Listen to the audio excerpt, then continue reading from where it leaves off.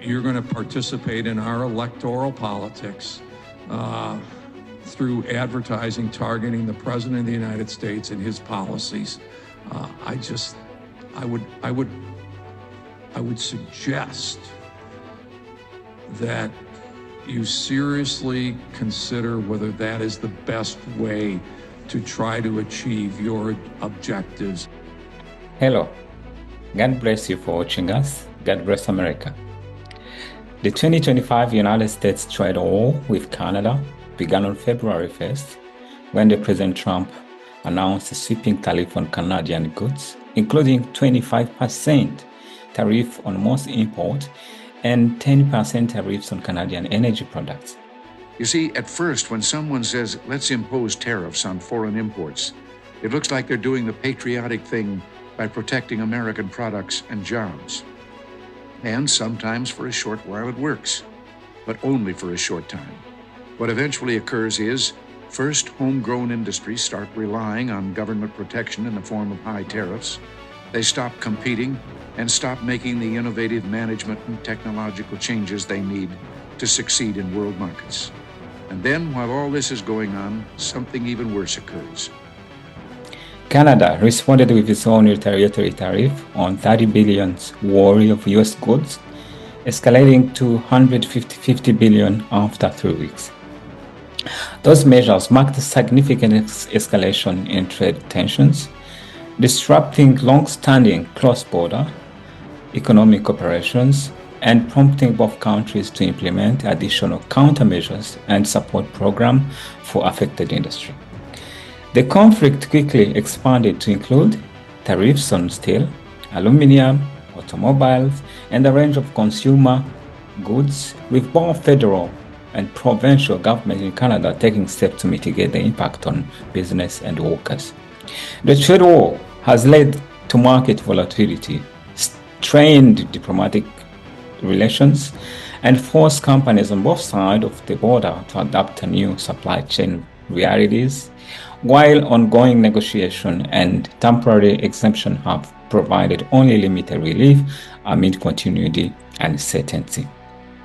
Now, the U.S. Ambassador to Canada, Peter Hoeksema, warns Canada of seriously reconsidering if making ads campaign targeting President Trump will let them achieve their goals.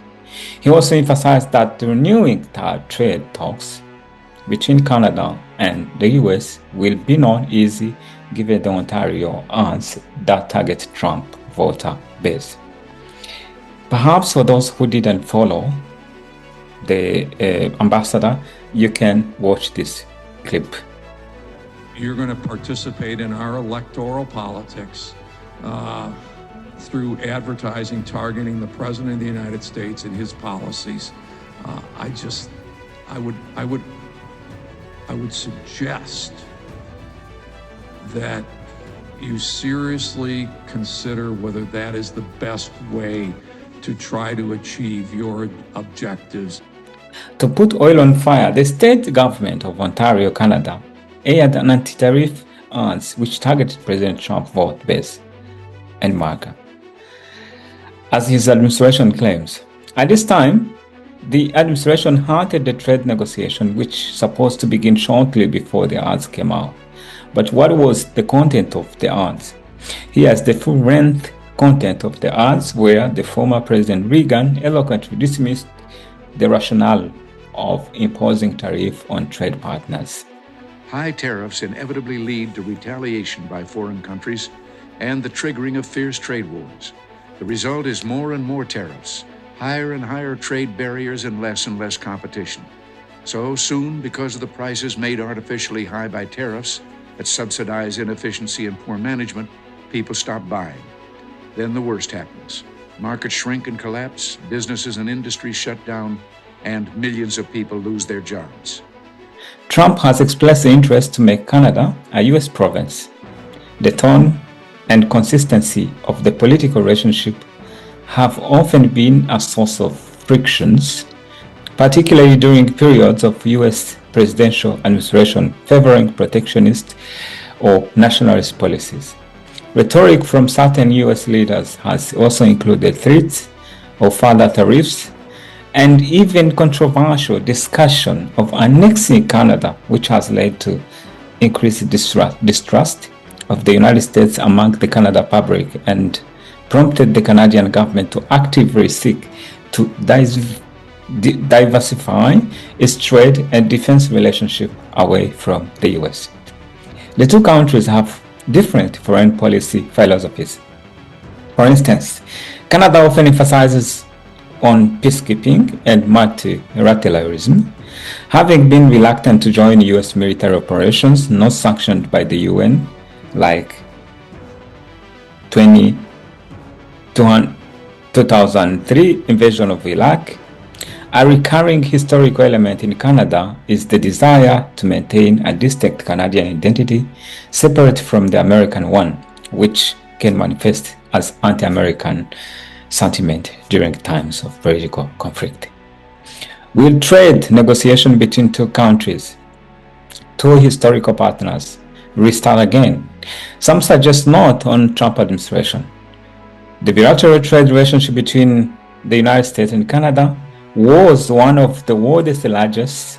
Canada buys more from American business than the UK, France, China, and Japan combined. In 2023, a total of US 923 billion goods and services was traded. Both the energy and automotive market are highly integrated. According to CRC reports based on US Bureau of Economic Analysis data, taking into consideration both goods and services, in 2023, Canada was the United States' largest trading partner, with the US imports from Canada valued at 482 billion, and the US export to Canada valued at 441 billion, exacting US 41 billion shortfall with Canada. However, though things are going, the Trump interest of annexing Canada to United States as a province instead of being a country has also led to mistrust between both countries. How do you see the relationship of Canada in this way? Will it improve on Trump administrations, or will it get worse? Should the United States ignore everything and restart the negotiation so that both countries can benefit from trading between each other? Let us know.